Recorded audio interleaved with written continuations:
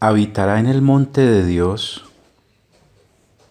y morará en su presencia, según el Salmo 15, en su versículo 4, aquel a cuyos ojos el vil es menospreciado, pero honra a los que temen al Señor. Es decir, desprecia al que no honra a Dios. La exhibición que los alejados de Dios hacen de su maldad, esa persona la aborrece. Porque es que no podemos mirar con liviandad la santidad. Y anhela además estar con aquellos que honran y temen a Dios, busca sus consejos, busca su compañía, publica lo que estas personas enseñan de acuerdo con la palabra de Dios. La Nueva Versión Internacional es fuerte porque dice, desprecia a los que Dios reprueba. Y la palabra de Dios para todos dice, se aparta de esa clase de compañías. Es muy interesante, deberíamos investigar un poco acerca de qué es lo que Dios odia y de qué es lo que Dios desprecia. La respuesta parece que la podemos encontrar en el libro de Proverbios en su capítulo 6. Allí el proverbista nos hace una detallada lista de lo que Dios desprecia y de lo que Dios odia. Sí, porque en el versículo 16 dice, 6 cosas aborrece Dios y aún 7 abomina su alma. En otra versión dice, le son detestables. En otra versión dice, odia estas 7 cosas. En otra versión dice, no las soporta. ¡Qué impresión! La palabra de Dios también nos cuenta lo que Dios odia, desprecia, detesta y abomina. Y entonces procede a decir en el versículo 17, los ojos altivos, la lengua mentirosa, las manos derramadoras de sangre inocente, el corazón que maquina pensamientos inicuos,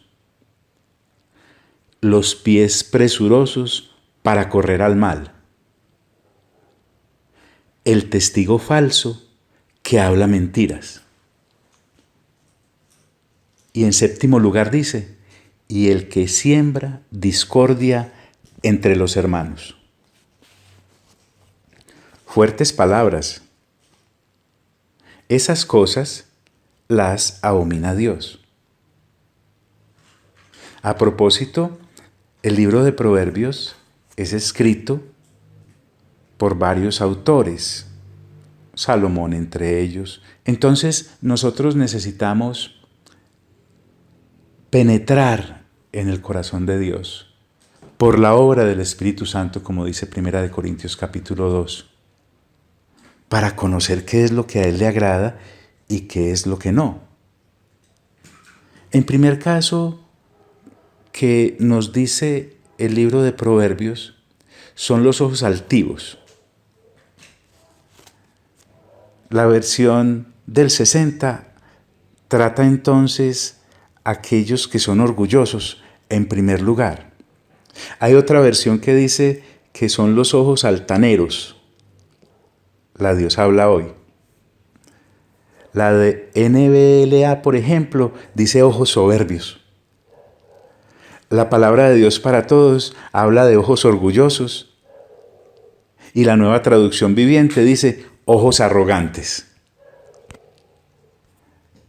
Podemos encontrar algunos casos en las Sagradas Escrituras, claro. En Samuel encontramos, por ejemplo, a Nabal. Nabal era un hombre orgulloso, aquel esposo de Abigail, que cuando David envió a sus hombres para solicitarle provisión, ya que había estado cuidando sus tierras gratuitamente, y David se vio un poco alcanzado de recursos, entonces acudió a este hombre riquísimo, porque el tipo era riquísimo. A propósito, Nabal significa insensato. Y él se despacha contra los mensajeros de David en una soberbia,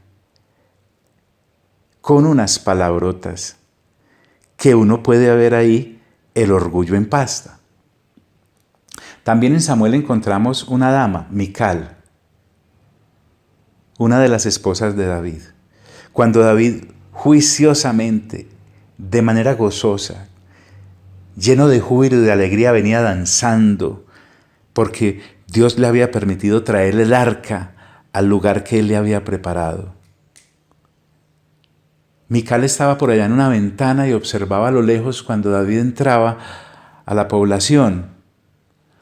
Y luego cuando David llegó a casa, después de haber danzado y gozado con el pueblo, le dice más o menos así: muy bonito, ha quedado el rey exhibiéndose ante esas criadas y esos siervos. Y David se queda mirándola y le dice: ante Dios estaba danzando. Y le da a entender que con la gente que agradaba a Dios.